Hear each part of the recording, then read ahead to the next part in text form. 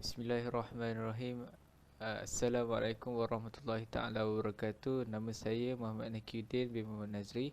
19BB04-022 mewakili kumpulan. Pada kesempatan kali ini akan membentangkan berkenaan dengan hukum taklifi, khusus kepada hukum harus, makruh dan juga haram. Okey, baiklah, kita mulakan dengan hukum syar'i. Apa itu hukum syar'i? Hukum syar'i ialah menetapkan sesuatu kepada sesuatu. Dari segi istilah pula ialah hukum khitab atau firman Allah yang berkaitan dengan segala perbuatan mukallaf, sama ada yang datang dalam berbentuk tuntutan atau iktiqadi, pilihan, takhir ataupun ketentuan wada'i. Dan juga hukum syar'i ini terbahagi kepada dua, iaitu hukum taklifi dan hukum wada'i. Apa itu hukum wada'i? Hukum wada'i ialah penerangan atau pencerahan terhadap syarat, sebab atau larangan terhadap sesuatu hukum itu. Ianya lebih dikenali sebagai antara hukumnya seperti sah, batal dan rukhsah mengikut sesetengah jumhur ulama'. Jika perbuatan mukallaf itu berkaitan dengan wada'i, maka ia jatuh ke dalam hukum wada'i, sebagaimana tiga pecahan daripada hukum syar'i itu. Dan hukum wada'i ini tidak terhad kepada mukallaf sahaja, malahan ianya tertakluk merentasi segenap generasi. Baik, apa itu hukum taklifi? Hukum taklifi terdiri daripada hukum syar'i, bahagian pilihan, takhir ataupun bahagian tuntutan, iktiqadi. Secara asasnya hukum taklifi ini berada dalam kemampuan mukallaf, iaitu boleh memilih sama ada untuk melakukannya atau tidak. Hukum taklifi ini terbahagi kepada 5, iaitu wajib, sunat, harus, makruh dan haram. Hukum taklifi ini juga sememangnya ditetapkan hanya semata-mata kepada perbuatan mukallaf sahaja. Dan pada kesempatan kali ini, kumpulan kami hanya akan menerangkan berkenaan dengan hukum harus, makruh dan juga haram. Baik, itu sahaja untuk pendahuluan dari segi definisi. Kita akan meneruskan pembentangan ini kepada pembentang yang seterusnya. Sekian itu daripada saya. Terima kasih. Assalamualaikum warahmatullahi wabarakatuh. Nama saya Muhammad Fakrullah bin Jamsuddin. Nombor matrik 20BB04-002. Sekarang saya akan menerangkan mengenai hukum harus dan hukum taklifi. Hukum harus dan hukum taklifi dari segi bahasa ialah perkara yang diizinkan kepadanya, dan dari segi istilah pula, harus ini merujuk kepada perkara yang diberi pilihan oleh syarak kepada mukallaf untuk dia melakukan atau ditinggalkan. Mukallaf yang terlibat dalam hukum harus ni tidak akan menerima pujian ataupun kejian jika ditinggalkan atau melakukan perkara harus tersebut. Kita boleh simpulkan sifat apa hukum harus ni, dia hukum harus ni buat tak ada apa-apa, tinggal pun tak ada apa-apa. Dia tak sama dengan hukum lain. Tetapi jika niat dia hukum harus ni dia untuk kebaikan, maka dia dapatlah ganjaran pahala. Jika dia niatkan kepada keburukan, nanti dia akan dapatlah dosa. Gitu. Antara contoh perkara harus ialah makan dan minum, bermain, mandi, berlari, bersenam dan lain-lain perkara yang harus.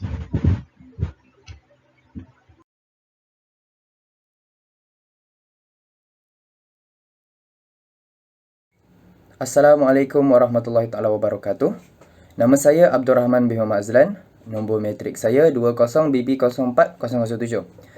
Hari ini saya akan membentangkan tentang huraian dan contoh harus dalam hukum taklifi. Dalam hukum taklifi, harus merujuk kepada perkara yang diberikan pilihan oleh syarak kepada manusia sama ada ingin dilakukan ataupun ditinggalkannya. Jadi bagi sesiapa yang mahu membuatnya dipersilakan, dan bagi sesiapa yang ingin tinggalkannya ataupun tidak mahu membuatnya, tidak ada masalah. Orang yang terlibat dengan perkara yang diharuskan dalam syarak tidak akan diberi pahala dan tidak akan dikenakan siksa kerana melakukannya ataupun meninggalkannya. Jadi, setiap pilihan yang kita buat sama ada mahu melakukannya ataupun mahu meninggalkannya tidak akan memberi kesan apa-apa kepada kita. Kita tidak akan diberi ganjaran jika kita pilih untuk membuatnya, dan ia tidak akan memberi apa-apa kesan buruk jika kita pilih untuk meninggalkannya. Antara contoh harus dalam hukum taklifi adalah makan dan minum. Antara contoh lain yang saya boleh bagi adalah seperti berlari, berjalan, tidur, lipat baju, basuh baju dan perkara-perkara lain yang selalu kita buat dalam kehidupan harian kita. Assalamualaikum warahmatullahi wabarakatuh. Nama saya Mio Azlin Syafiq bin Mio Muhammad Zahari.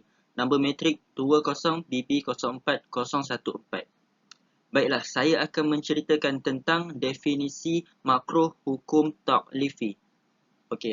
Hukum makruh taklifi dari segi bahasa adalah perkara yang dibenci. Manakala dari segi istilah adalah makruh merujuk kepada sesuatu perkara yang dituntut oleh syarak agar ditinggalkan bukan dengan cara yang tegas dan pasti. Individu yang melakukan perkara yang makruh tidak akan menerima kejian mahupun sebarang dosa. Namun demikian, individu yang meninggalkannya kerana Allah SWT berhak mendapat pujian dan pahala kerana dia telah meninggalkan perkara yang kurang disenangi dalam agama. Assalamualaikum warahmatullahi wabarakatuh. Nama saya Ahmad Akmal bin Anwar. Nombor metrik 20BB040010. Okey, saya akan bincangkan jenis-jenis hukum makruh dan jenis-jenis hukum makruh taklifi. Hukum makruh taklifi ada dua, iaitu makruh tahrimi dengan makruh tanzihi. Okey, makruh tahrimi adalah makruh yang ditakrifkan sebagai perkara yang diperintahkan oleh syarak agar ditinggalkan secara tegas berdasarkan dalil zani seperti hadis ahad. Dari hadis ahad yang bermaksud janganlah seseorang individu menjual ke atas jualan saudaranya dan janganlah dia meminang atas pinangan orang lain. Dan makruh ini juga boleh berubah menjadi haram sekiranya melakukan larangan yang dinyatakan dari dalil yang qat'i seperti ayat Al-Quran. Contoh makruh tahrimi adalah mencuri, berzina. Okey. Makruh tanzihi pula ialah ditakrifkan oleh ulama Hanafiyah sebagai perkara yang diperintahkan oleh syarak agar ia ditinggalkan dengan cara yang tidak tegas. Contohnya memakan daging kuda untuk berperang ataupun mengambil wuduk daripada baki air yang diminum oleh haiwan.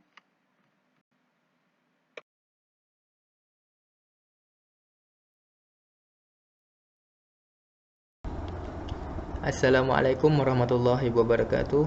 Nama saya Megat Muhammad Zakrul Amir bin Megat Syafi'i. Nombor metrik saya 19BB040004. Dan saya akan menerangkan tentang definisi haram hukum taklifi dari segi bahasa dan juga dari segi istilah. Definisi haram dari segi bahasa membawa maksud dilarang. Manakala dari segi istilah pula, haram ni adalah perbuatan yang dilarang oleh Allah Subhanahu Wa Taala secara putus dan pasti. Kita akan diberikan pahala jika kita meninggalkan perbuatan haram itu dan kita akan mendapat siksaan jika kita melakukan perbuatan haram tersebut.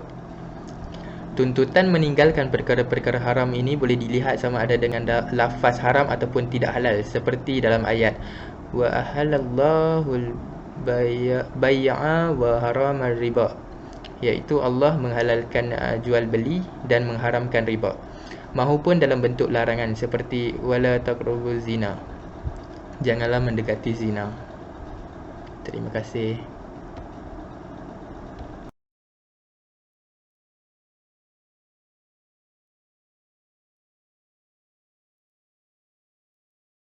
Assalamualaikum warahmatullahi wabarakatuh. Nama saya Abdul Muslim bin Abdul Ghani, 10 BB 040001. Sebelum ni kita tahu tentang definisi haram dalam hukum taklifi. Sekarang kita akan tahu lebih lanjut tentang haram dalam hukum taklifi dan contohnya. Pertama, perbuatan yang dilarang oleh Allah SWT. Terkeluar darinya perbuatan yang diperintah dan diharuskan oleh syarak, iaitu perkara wajib, sunat dan mubah. Seterusnya, secara putus dan pasti. Terkeluar darinya larangan yang tidak pasti, iaitu perkara makruh. Seterusnya, diberi pahala dengan meninggalkannya. Terkeluar darinya orang yang meninggalkannya, bukan kerana melaksanakan perintah Allah, maka tiada pahala baginya. Maksudnya, kalau tinggal, dapat pahala, buat dapat dosa. Tengok contohnya. Contoh, berzina, meminum arak dan derhaka kepada kedua ibu bapa. Ini contoh-contoh ni dah dinyatakan dalam Al-Quran yang memang benda dia dilarang oleh Allah SWT. Jadi memang pasti benda tu haram. Itu saja dari saya. Saya pas kepada kawan saya, Hakim. Bismillahirrahmanirrahim. Nama Muhammad Hakimin bin Halim, nombor metrik 19 BB 040012. Seterusnya saya akan menyambung pembentangan ini dengan pembahagian haram di dalam hukum taklifi. Untuk pembahagian haram terbahagi kepada dua, iaitu haram li zati dan haram li ghairi. Untuk haram li zati, definisinya ialah perkara yang diharamkan pada asalnya kerana ia memberi kesan buruk secara keseluruhan atau jauh lebih banyak berbanding kesan baik yang mungkin ada padanya. Sebagai contoh kita boleh lihat ialah hukum arak adalah haram li zati kerana ia lebih banyak memberi kesan negatif kepada peminumnya seperti hilang kewarasan akal serta mencetuskan perbalahan dan pergaduhan. Seterusnya kita lihat kepada haram li ghairi. Untuk haram li ghairi, hukum bagi perkara yang pada asalnya adalah halal kerana ia memiliki kebaikan yang jauh lebih banyak berbanding keburukan serta tidak memudaratkan kepada manusia. Namun begitu, hukum bagi perkara tersebut kemudiannya berubah menjadi haram apabila wujudnya faktor luaran. Sebagai contoh kita boleh lihat terdapat dua contoh. Contoh pertama ialah hukum melakukan transaksi jual beli adalah harus, namun ia boleh menjadi haram li ghairi apabila dilakukan sewaktu azan dilaungkan. Alasannya ialah kerana pelakuannya pada waktu tersebut akan menyebabkan kelewatan daripada menunaikan solat fardu. Yang contoh kedua pula adalah keadaan yang sama juga berlaku dalam kes peminangan kerana sekalipun ia merupakan suatu perkara yang disyariatkan sunat, namun hukumnya boleh berubah menjadi haram jika ia dilakukan ke atas peminangan orang lain. Alasannya ialah kerana tindakan ini boleh mengakibatkan perasaan kurang puas hati dari pemusuhan di kalangan mereka yang terlibat dalam peminangan tersebut. Sekian, terima kasih.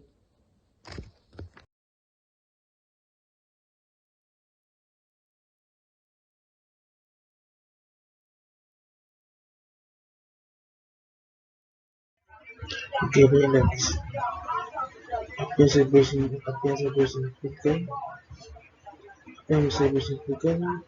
hukum kita atau hukum Allah SWT yang berkaitan dengan segala perbuatan dalam sama ada untuk kemungkinan atau kemungkinan.